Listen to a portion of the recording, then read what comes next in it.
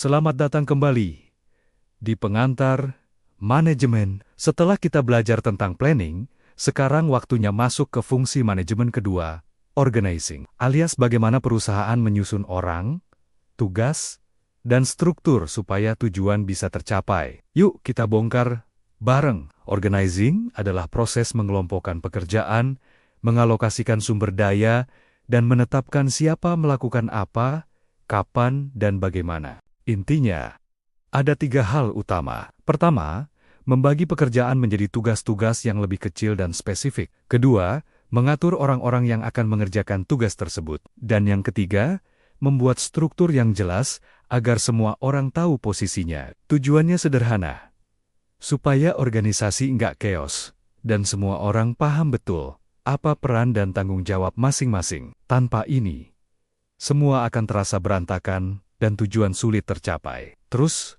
kenapa sih organizing itu penting banget? Coba bayangin sebuah perusahaan tanpa struktur yang jelas. Pasti semua orang bingung. Pekerjaan jadi tumpang tindih. Dan gak ada yang tahu harus lapor ke siapa. Nah, dengan pengorganisasian yang baik, semua itu bisa dihindari. Organizing membantu mengurangi tumpang tindih pekerjaan, sehingga tidak ada 2 orang yang mengerjakan hal yang sama tanpa koordinasi. Ini tentu saja meningkatkan efisiensi, karena sumber daya digunakan dengan lebih tepat sasaran. Selain itu, koordinasi antar tim atau departemen jadi lebih mudah.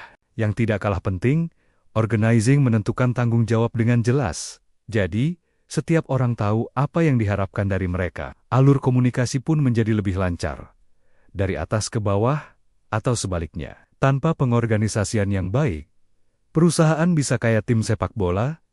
Tanpa posisi yang jelas, semua orang pengennya cetak gol, tapi akhirnya nggak ada yang jaga gawang.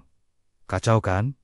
Lalu, bagaimana sih proses organizing itu berjalan? Biasanya ada beberapa tahapan yang dilalui seorang manajer. Pertama, identifikasi pekerjaan. Di tahap ini, manajer perlu memecah tujuan besar perusahaan menjadi tugas-tugas spesifik yang harus dilakukan. Tugas apa saja yang dibutuhkan agar perusahaan bisa berfungsi dengan baik? Misalnya membuat produk, menjualnya, mencatat keuangan, merekrut karyawan, dan sebagainya. Tahap kedua adalah pengelompokan pekerjaan. Setelah semua tugas teridentifikasi, tugas-tugas yang sifatnya mirip atau berhubungan digabungkan ke dalam satu unit atau departemen. Inilah yang kita kenal sebagai departementalisasi. Misalnya, semua tugas yang berhubungan dengan promosi, penjualan, dan riset pasar digabungkan ke dalam departemen marketing. Tugas yang terkait pencatatan keuangan masuk ke departemen keuangan.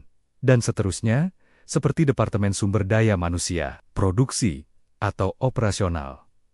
Tahap ketiga adalah alokasi sumber daya. Di sini, manajer menentukan siapa yang akan mengerjakan tugas-tugas di setiap departemen. Bukan cuma orang, tapi juga alat atau teknologi apa yang dibutuhkan. Selain itu, ditentukan juga sejauh mana wewenang yang diberikan kepada setiap orang atau tim untuk membuat keputusan. Terakhir, tahap keempat adalah penetapan hubungan kerja. Ini adalah bagian yang membentuk struktur organisasi secara formal. Siapa melapor ke siapa?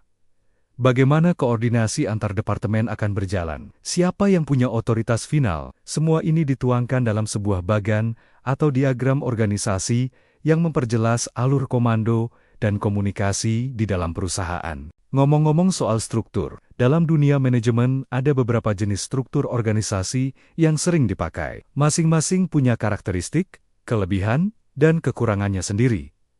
Yang pertama, dan paling umum, adalah struktur fungsional. Di sini, organisasi dibagi berdasarkan fungsi utamanya, seperti departemen pemasaran, keuangan, operasi, dan SDM daya manusia.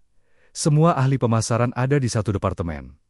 Semua akuntan di departemen lain, dan seterusnya. Struktur ini sangat efisien dan cocok untuk perusahaan kecil hingga menengah yang produknya tidak terlalu banyak. Yang kedua, ada struktur divisional. Struktur ini biasanya digunakan oleh perusahaan besar yang punya banyak produk, beroperasi di berbagai wilayah geografis, atau melayani segmen pelanggan yang berbeda. Jadi, pembagiannya berdasarkan divisi, misalnya divisi produk A divisi produk B, atau divisi wilayah Asia. Divisi wilayah Eropa, setiap divisi ini seringkali beroperasi seperti perusahaan kecil yang punya fungsi marketing dan keuangannya sendiri.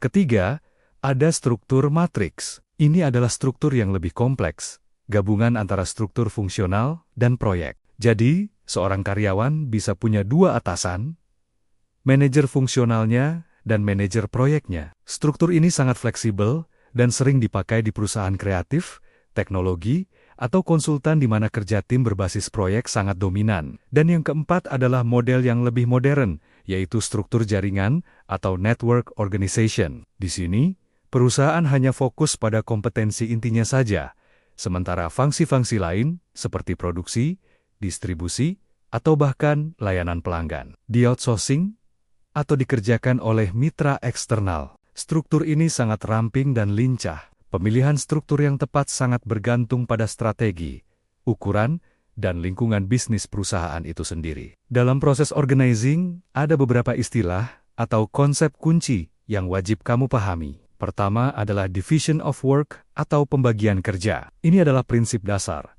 di mana pekerjaan besar dipecah menjadi tugas-tugas kecil yang lebih spesifik dan repetitif. Tujuannya agar setiap orang bisa menjadi spesialis di bidangnya, sehingga pekerjaan jadi lebih fokus dan efisien. Kedua, ada authority dan responsibility. Authority adalah hak formal seorang manajer untuk memberi perintah, membuat keputusan, dan mengalokasikan sumber daya. Sedangkan responsibility adalah kewajiban untuk menyelesaikan tugas yang sudah diberikan. Dalam manajemen yang baik, keduanya harus seimbang. Memberi seseorang tanggung jawab besar tanpa wewenang yang cukup akan membuatnya frustrasi. Sebaliknya, memberi wewenang besar tanpa tanggung jawab yang jelas bisa berbahaya. Ketiga, ada span of control atau rentang kendali. Ini merujuk pada berapa banyak jumlah bawahan yang bisa diawasi atau disupervisi secara efektif oleh seorang manajer. Span of control bisa lebar,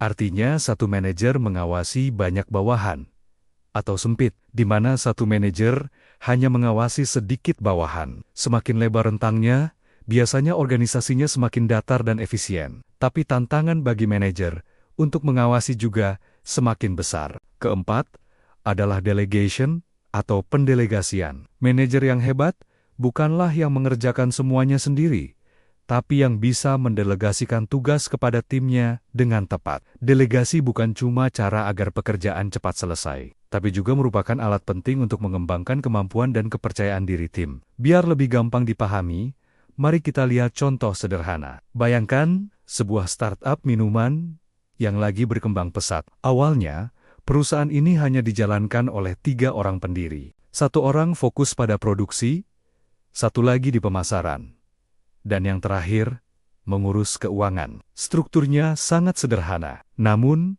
seiring penjualannya yang meroket, mereka mulai kewalahan. Pesanan menumpuk, keluhan pelanggan muncul, dan inovasi produk jadi mandek. Disinilah fungsi organizing dibutuhkan. Mereka memutuskan untuk membuat struktur yang lebih formal. Mereka merekrut orang dan membentuk departemen baru, seperti Departemen Riset dan Pengembangan atau R&D untuk inovasi rasa baru, Departemen Logistik untuk mengurus pengiriman, Departemen SDM-JA untuk rekrutmen, dan tim Quality Control untuk memastikan kualitas produk. Struktur pun diperluas. Tugas-tugas yang tadinya dirangkap sekarang dibagi secara spesifik. Hubungan laporan diperjelas. Kepala produksi melapor ke CO, tim penjualan melapor ke kepala marketing, dan seterusnya. Hasilnya, perusahaan jadi jauh lebih rapi. Setiap orang tahu tugasnya. Proses kerja menjadi lebih efisien, dan perusahaan jadi lebih mudah untuk dikembangkan ke skala yang lebih besar lagi. Jadi, organizing adalah cara seorang manajer memastikan semua bagian, semua orang, dan semua sumber daya di perusahaan bekerja secara harmonis untuk mencapai satu tujuan yang sama. Ini adalah fondasi agar semuanya berjalan teratur dan efisien. Di episode selanjutnya, kita akan masuk ke fungsi berikutnya yang tidak kalah seru, yaitu leading, atau bagaimana seorang manajer memimpin, memotivasi, dan mengarahkan orang-orang di dalam organisasi. Jangan sampai ketinggalan ya. Sampai jumpa di episode 6.